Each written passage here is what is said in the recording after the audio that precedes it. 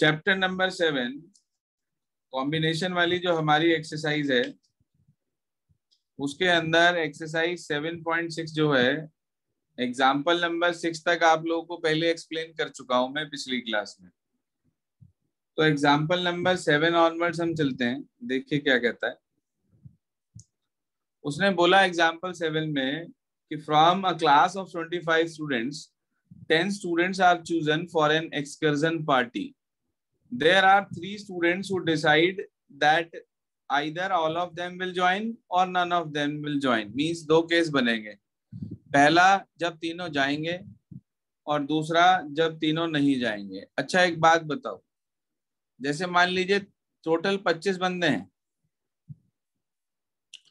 उसमें से 3 फ्रेंड हैं जो ये कहते हैं भाई जाएंगे तो तीनों, नहीं जाएंगे तो कोई नहीं, जैसे कि रमेश, सुरेश और गितेश, 3 फ्रेंड है ये।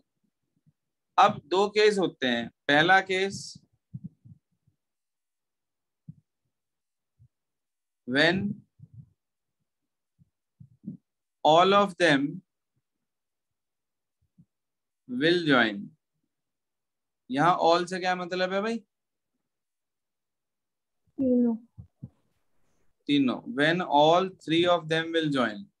अच्छा एक बात बताओ, अब आपको 7 बंदे, टोटल 10 बंदे लेने थे एक्सकर्जन पार्टी के लिए, 3 तो फिक्स हो गए, कितने रह गए अब?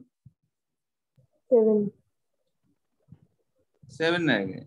और टोटल 25 में से 3 फिक्स हो गए, कितने रह गए यहाँ पर? 22। तो जो 3 जाएंगे उनके लिए तो कुछ लिखना ही नहीं। यहाँ पर जो इसके टोटल वेज बैठेंगे वो बैठेंगे 22 में से 7 बंदे और सेलेक्ट करने हैं आपको, तो 22 C7। दूसरा case when none of them will join। भाई ये तो कोई कंडीशन ही थी ना कि कोई एक जा सकता है, उसने कहा जाएंगे तो तीनों, नहीं जाएंगे तो कोई भी नहीं जाएगा। अच्छा जब when none of them will join, तो अब आपके पास टोटल 25 में से कितने बंदे ऐसे हैं जो नहीं जा रहे हैं? 3। कितने रह गए? 22। अब उन 22 में से कितने लेने हमें भव्य?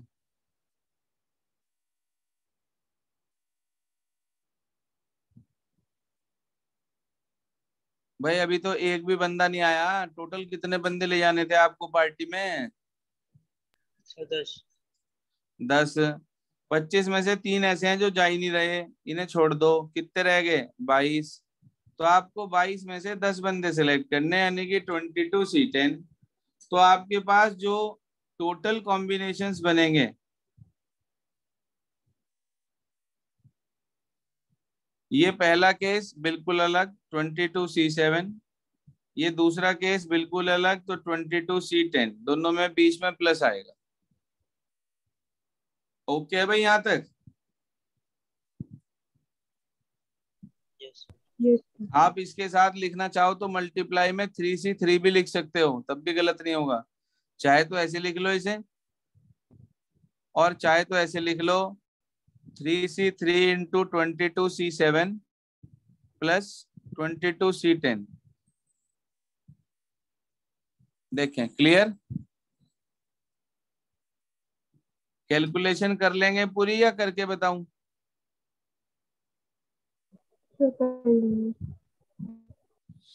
फॉर्मूला एक ही है आपके पास। इसके बाद आगे आ जाए एग्जाम्पल नंबर 8 क्या कहता है। बड़ा ही अच्छा क्वेश्चन है ये भी, एग्जाम्पल नंबर 8 देखिए, सुनिए और समझिए।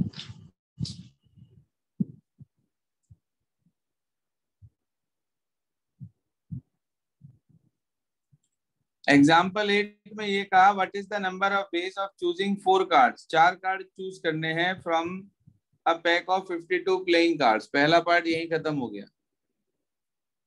तो टोटल वेज 52 में से 4 पत्तों का सिलेक्शन होना है, तो 52C4।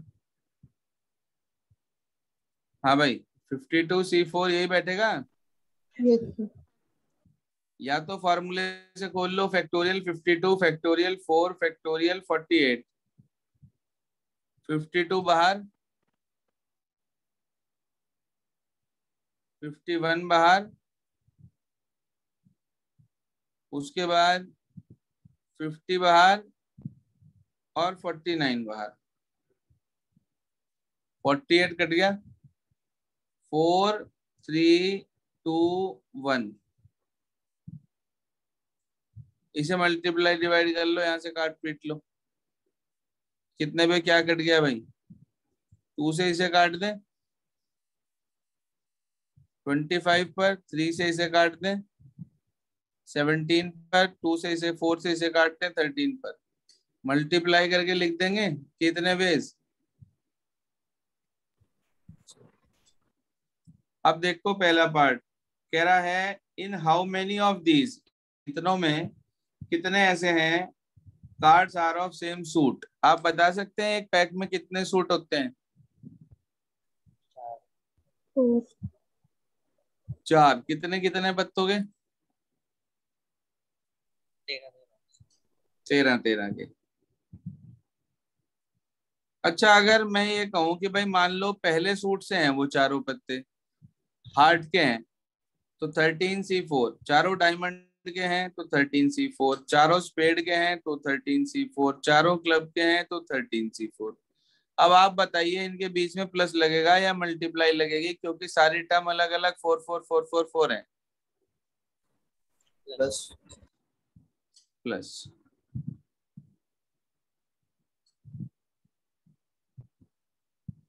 कैलकुलेशन आप कर ही लेंगे।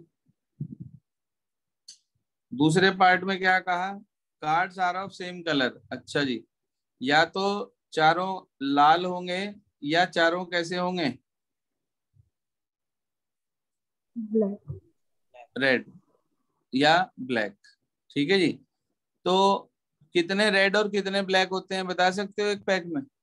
26। 26 लाल 26 काले। तो या तो 26 लाल में से 4 लाल आएंगे, या 26 काले में से 4 काले आएंगे।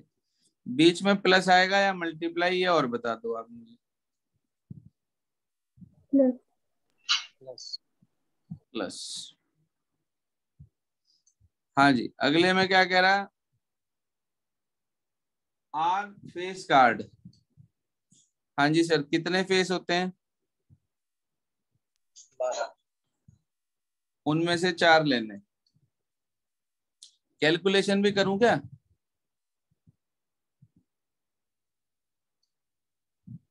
भाई कैलकुलेशन की तो नीड नहीं है। नो नहीं। सर। टोटल वेज अगले में 2 लाल 2 काले। हाँ जी, टोटल लाल कितने हैं? 26। उसमें से 2 लेने हैं। और टोटल काले 26, उसमें से भी 2 लेने हैं। अब की बार मिला के कॉम्बिनेशन पूरा हो रहा है, तो प्लस या मल्टीप्लाई? मल्टीप्लाई। मल्टीप्लाई। मल्टीप्लाई। अब आपको पता चलने लग गया कि मल्टीप्लाई कब लगानी है। आगे कह रहा है cards belong to different suit. अच्छा जी, हर पत्ता अलग अलग सूट का होना चाहिए। तो पहले 13 में से सिर्फ एक, अगले 13 में से सिर्फ एक, अगले 13 में से सिर्फ एक, अगले 13 में से सिर्फ एक। जी, मिलाकर 4 हो रहा है पूरा। मल्टीप्लाई या प्लस? मल्टीप्लाई।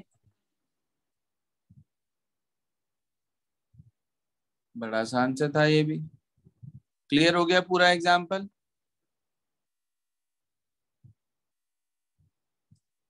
जी सर, क्लियर हो गया पूरा एग्जाम्पल? Yes sir. चलिए आगे चलते हैं। इसके बाद एग्जाम्पल नंबर आता है हमारे पास 9। देखिए क्या कहता है एग्जाम्पल नंबर 9।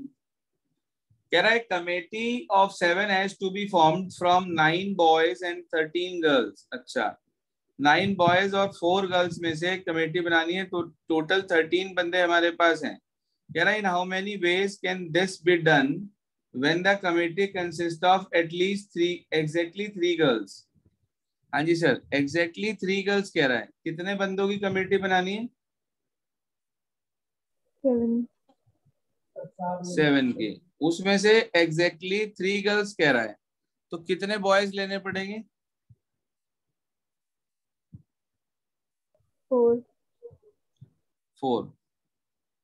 अब आप मुझे ये बता दो कि हमारे पास टोटल बेस कितने बैठेंगे।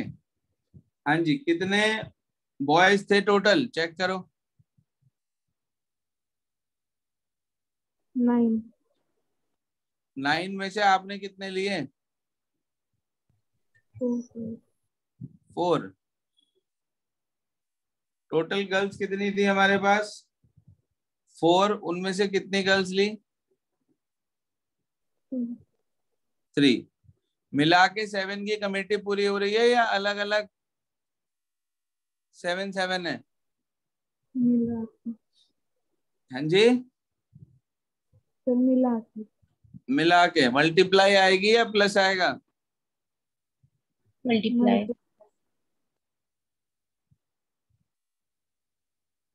ये तो हुआ पहला पार्ट। अगले में कह रहा है at least 3 girls. What do you mean by this word at least 3 girls? 3 या 3 से ज्यादा. कम से कम 3 लड़कियां तो होनी चाहिए, ज्यादा भी हो सकती हैं। तो इसका मतलब 2 केस बनेंगे, या तो 3 गर्ल्स या 4 गर्ल्स। 5 गर्ल्स भी हो सकती हैं क्या? No sir. क्यों? सर 4 गर्ल्स ही गिवन है. हाँ, गिवन 4 ही हैं, इस वजह से। बिल्कुल ठीक।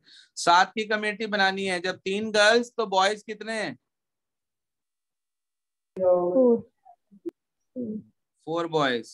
ये तो एक कॉम्बिनेशन हो गया तैयार। जब 4 गर्ल्स तो बॉयज कितने हैं? 3.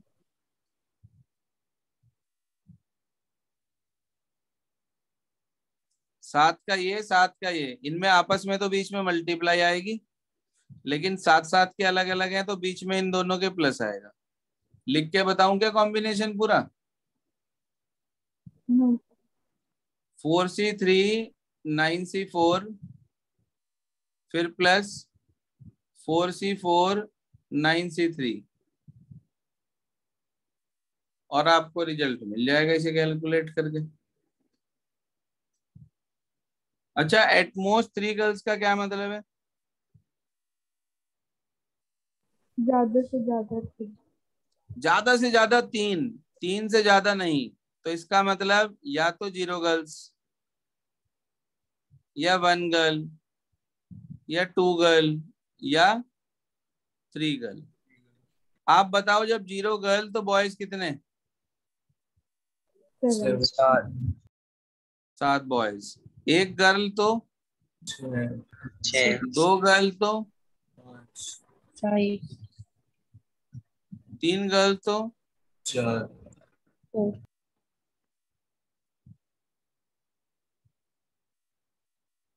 आप ये देखो, ये सब 7 के कॉम्बिनेशन पूरे हो गए।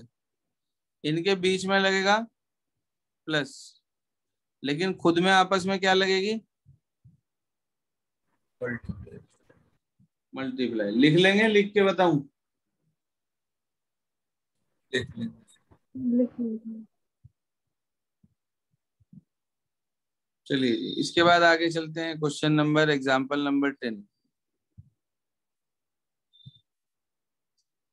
देखिए सर, एग्जाम्पल 10 क्या कहता है। कह रहा है in an examination question paper consist of 12 question based divided into 2 parts, first and second. अच्छा, एक क्वेश्चन पेपर है भैया, उसमें 12 क्वेश्चन आ रहे हैं और 2 पार्ट में वो डिवाइडेड है, फर्स्ट पार्ट सेकंड पार्ट। अच्छा, कंटेनिंग 5 and 7 क्वेश्चन। इसमें 5 क्वेश्चन है, इसमें 7 क्वेश्चन है। ठीक। आगे उसने ये बोला हमारे से, student is required to attempt 8 question in all. Total 8 question उसे अटेम्प्ट करने हैं। Selecting at least 3 from each. कम से कम 3 दोनों से होने ही होने चाहिए। अच्छा, एक बात बताओ, 3 अगर यहाँ से ले 5 में से, तो इसमें से कितने लेने पड़ेंगे 8 पूरे करने को? 5। अच्छा, अगर 4 यहाँ से ले तो यहाँ से कितने लेने पड़ेंगे? 4 4। अच्छा, यहाँ से अगर वो 5 ले, यहाँ से कितने लेने पड़ेंगे? 3 देखो, अब यहाँ 5 से ज्यादा है नहीं और यहाँ 3 से कम ले नहीं सकते, तो अगला अगला केस तो आने का नहीं। यस. आप देखो ये सारे 8 के कॉम्बिनेशन पूरे हो गए क्या? Yes sir. यहाँ आएगी मल्टीप्लाई और बीच में क्या आएगा?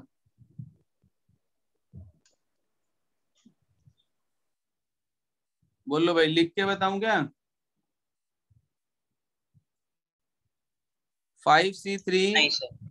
Into 7C5, 5C4 into 7C4, 5C5 into 7C3। बताओ भाई, क्लियर हो गया क्या? Yes sir. बस इन तीनों की कैलकुलेशन करके ऐड कर देना, आंसर आपको मिल जाएगा। नहीं समझ में आया बिल्कुल भी? सर आ गया। भव्य, सर आ गया। उमंग, आगे सर। वानी, आगे सर। देखिए आर्यन, क्लियर है आपको भी? Yes sir. क्वेश्चन नंबर 11 देखिए। क्वेश्चन 11th में ये बोला हमारे से, हाउ मेनी वर्ड्स विद और without meaning each of 2 vowels and 3 consonants can be formed from the letters of the word daughter, DAUGHTER।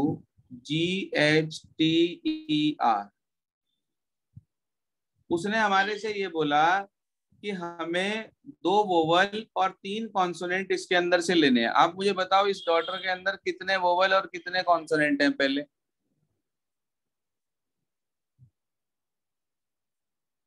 हाँ भाई, डॉटर में सर कितने 5 वोवल? वोवल। उसने ये बोला हमारे से, डॉटर एक वर्ड है, उसके अंदर कितने वर्ड बनेंगे? 2 वोवल 3 कॉन्सोनेंट से। तो आपने देखा इसके अंदर 5 तो कॉन्सोनेंट हैं, 5 बता रहे ना आप,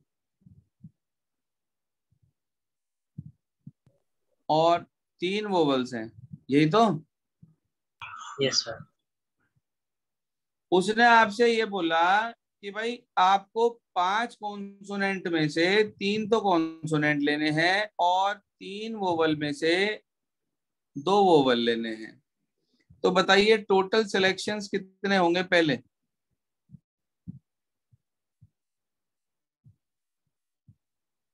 5 में से 3, 3 में से 2, इसे मिला के एक वर्ड बनना है, तो इसलिए बीच में क्या? मल्टीप्लाई। अब मुझे एक छोटी सी बात बता दो, ये तो कॉन्सोनेंट और वोवल का सिलेक्शन हुआ, यानी कि 5 लेटर्स का सिलेक्शन हुआ। अब वो 5 लेटर्स अपने आप में एक दूसरे के साथ अरेंजमेंट भी तो करेंगे, तभी तो वर्ड तैयार होंगे। Yes sir. तो आप कहेंगे now these 5 letters arrange eight 5 places. हाँ जी सर, सब अलग अलग होंगे, तो 5 को 5 प्लेस पे अरेंज करना है, तो टोटल अरेंजमेंट्स कितने बैठेंगे? Factorial sir. फैक्टोरियल 5। अरेंजमेंट्स आ जाएंगे हमारे पास 5P5, मतलब फैक्टोरियल 5 यानी कि 120।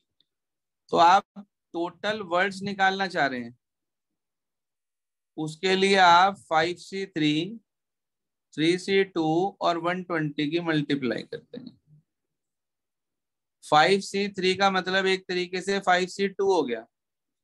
5C2 को अगर हम खोलें 5, 4 और 2 नीचे, 5, 4, 20/2 10 आ गया, यानी कि 3C2 इक्वल टू 3C1। तो 3C1 को हम लिख सकते हैं 3 इंटू 120, 12 13 36 और एक 2 जीरो, 3600 आंसर आ गया। चेक करिए, ये एक ऐसा क्वेश्चन है जिसके अंदर कॉम्बिनेशन और परम्यूटेशन साथ साथ लग रहा है, क्योंकि वर्ड्स बनेंगे तो वो अरेंज करेंगे ना, इसलिए ऐसा हो रहा है।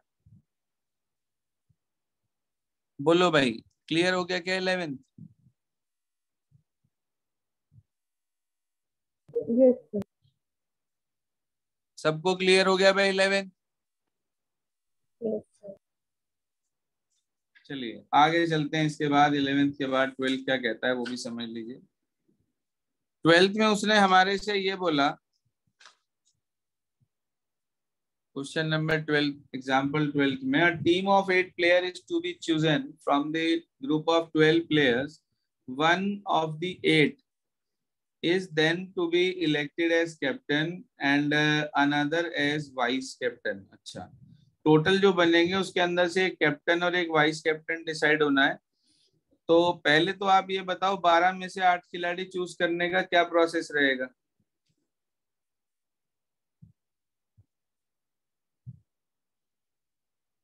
So 12C8.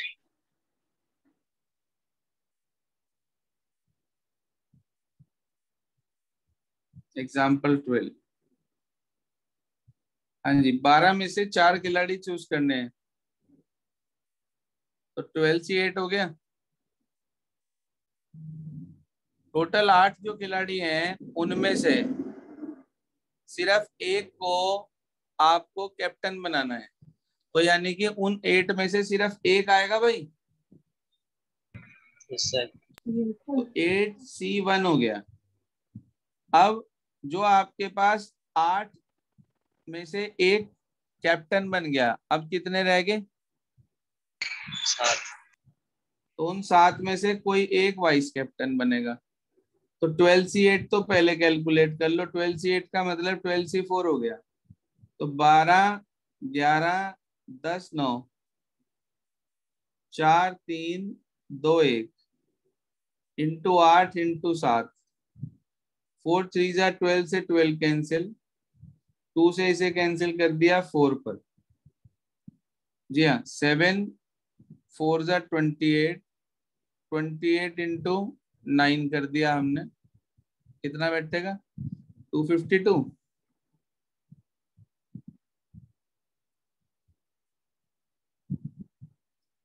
तो 2772 और ये 0 इसकी। चेक करना जरा क्या रहा आंसर। परफेक्ट, क्लियर है सबको? Yes, sir. इसके बाद सुनिए आगे क्या कह रहा है। Example number 13। A tea party is arranged for 18 people along 2 sides of a long table with 9 chairs on each side. अच्छा, 4 men wish to sit on one side and 3 on the other side. Total 18 बंदों की party arrange होनी है। वहां पर 9 एक side डली और 9 एक साइड। भाई ये टेबल है,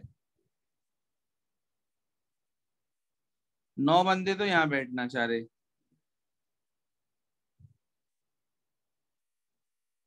और 9 यहाँ पर। उसने हमारे से ये बोला कि उसके अंदर हमारे पास 4 men wish to sit on particular side. अच्छा, 4 इधर बैठना चाह रहे मैन, और आगे क्या कहा उसने? 3 ऑन दी अदर साइड, यही कहा। Yes. आप बताओ टोटल बंदे 18 थे, 18 में से कितने बिठा दिया आपने? 7. 7 बिठा दिए। अब एक बात तो कंफर्म हो गई कि हमारे पास अब कितने रह गए? 11। अब हमें क्या करना है? इन 11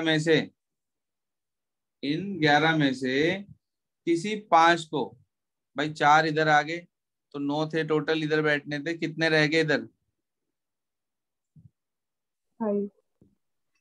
11 में से कोई भी 5 आपको इधर बिठाने हैं। तो अब जो बंदे यहाँ पर 11 में से 5 चले गए, कितने रह गए? 6 रह गए। तो वो ऑटोमेटिकली यहाँ अपने आप बैठ जाएंगे। Yes. भाई आपके पास 11 बंदे बच रहे हैं, 11 में से आप अगर 5 को यहाँ अरेंज कर देते हो तो 6 ऑटोमेटिकली यहाँ बैठ जाएंगे। Yes, sir. या मैं 5 को अगर अरेंज ना करूं, मैं 6 को अरेंज करूं, तो 6 यहाँ बैठा दूं यदि मैं, तो बचे हुए 5 ऑटोमेटिकली यहाँ बैठ जाएंगे। Yes sir. तो आप 11C5 लगा लो या 11C6, दोनों सेम है, रिज्वाइन कर लेना अगर मीटिंग एंड हो जाती है तो।